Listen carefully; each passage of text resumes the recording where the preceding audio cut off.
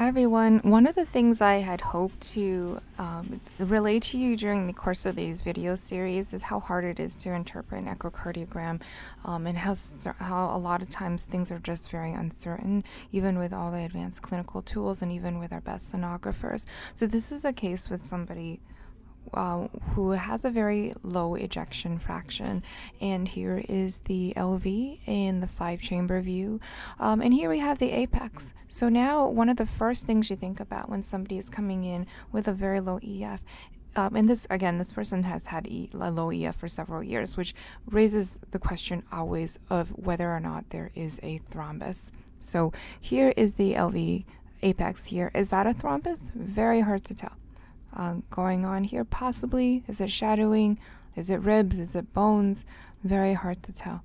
But now that that thought's in my head, I'm going to continue to be looking for evidence of thrombus. Just don't see the apex very well. It's shadowed out, and always very limited by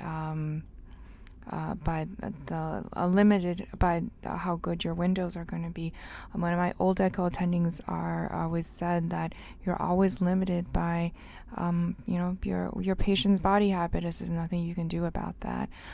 So here, this is the image. I think one of the images that made me suspicious that maybe there was thrombus. There's a little shadowing over here that comes in and out. And a very fresh thrombus will not be calcified, so it's actually going to be very dusky and light in color rather than white and bright. So a technician actually went back and did a DEFINITY study.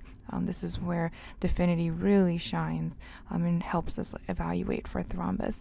Now, if there was an LV thrombus, we would be able to see a big black blob here in the bottom of the apex, and there is none.